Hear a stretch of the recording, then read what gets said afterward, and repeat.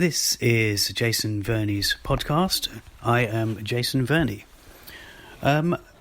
This is a second podcast relating to Moonlight, the big film that's won all the Oscars. Now, I haven't actually done a second part to a film review on these relatively short podcasts. I mean, I'm sure it's easy to pick up the end of a podcast and continue and always find points about films. But this second part was because, firstly, an apology is due relating to my first podcast. Now, what am I sorry for? I mean, what is this apology for? Well, it's probably only a small thing in comparison to what the film is about and how good the film is.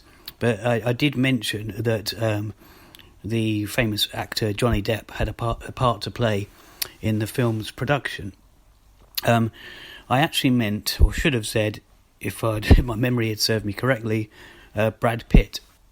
It wasn't actually Johnny Depp. So I wanted to show you that the facts as right. Wanted to get the facts as right as possible to give to you, the listener. So yeah, I mean, his basically Brad Pitt, his company Plan B Entertainment, was partly involved with the production, the input of money, I guess, and what have you. A bit like he did with 12 Years a Slave, although in that film he appears briefly in it, but in this film he's not, as far as I'm aware, which is good. No offence to Brad Pitt, but Moonlight is a film, with lesser known actors, unknown actors, and it would have just been a bit silly, in my opinion. So yeah, anyway, thinking about doing a second podcast for Moonlight got me thinking about all these other aspects that I've been mulling over about the film, and of course, there's so many points to the two. Sorry, it's late. It's about 11:30 at night recording this. Late for me anyway, lately. No pun intended, the word lately. But yeah, so there's so much more I could speak about, and I will do, about the film's production. I mean, there's a bit of conflicting information out there on the internet and on TV and what have you about the budget.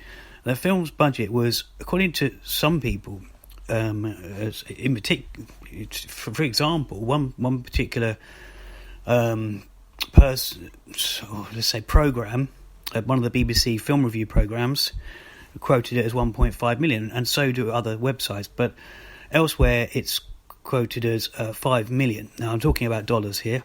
Not that much difference in dollars and pounds right now, anyway. But I guess 5 million is probably about 4 million these days at the moment in pounds. IMDb, very trusted source and the go-to place normally for film stuff, that says $5 million. So I guess that's what it was, but other people are saying 1.5 million.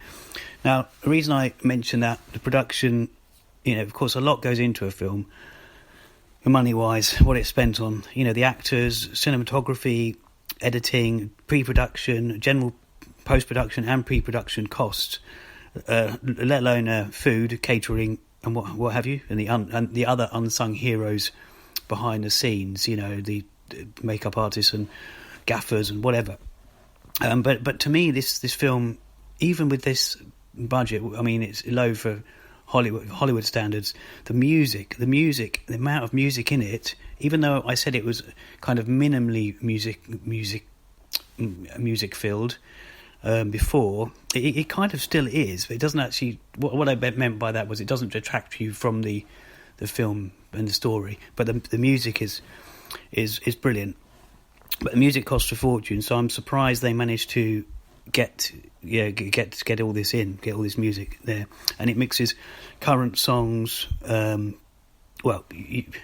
It's kind of got. What I should say is, a film. Can cost a fortune, but that could be getting the rights for current songs or orchestral score, old songs, what have you. And as I say, this film has a lot. Not only does it have some brilliant composed music by Nicholas Britell, in case you're wondering who it is that composed the classical music for it, It also has a lot of sort of hip hop music, a lot of old classics, I suppose, or old unknown classics, even you could say. But yeah, it's kind of it's got so much in it. One thing I was wondering was, I mean, I looked on iTunes to see if of course the soundtrack's on there, but it is only the soundtrack with the classical music and score, his Nicholas Britell's soundtrack and tracks, but also one or two other tracks that are very sort of well known in the film, or at least I shouldn't say well known, but if you hear them, you know them from the film. They're kind of standout tracks, I suppose. But I do wonder if they're going to bring a second album out of just the songs as opposed to the musical classical score. I mean, that wouldn't be the first time films have done that. Magnolia and American Beauty, those two films. Magnolia, especially for me, it's one of my favourites. There's a score, the classical music in it is brilliant, the original music, and also the album with all the songs. Very, very heavily by Amy Mann. She's fantastic. The songs match the film. Some were written for the film. I actually got into her music from Magnolia. Anyway, I'm drifting off there. I mean, music inspires me generally, and into any fiction ideas I get all the time is often from music. But yeah, so the money, the production, the money from what am I trying to say? The production is, a massive part of the budget is post-production, music, and other things.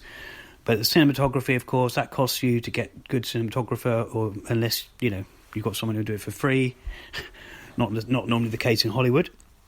But cinematography in this film it's fantastic, as I mentioned in the first podcast. But Wong Kar-wai, for example, is a heavy influence in some of the scenes and some slow motion and what have you. And the director's admitted that's one of his, someone he's admired and used to watch a lot of his films. But again, most people think about films, first of all, they think the actors, the well-paid actors. And I mentioned this in the first podcast about this film, Moonlight.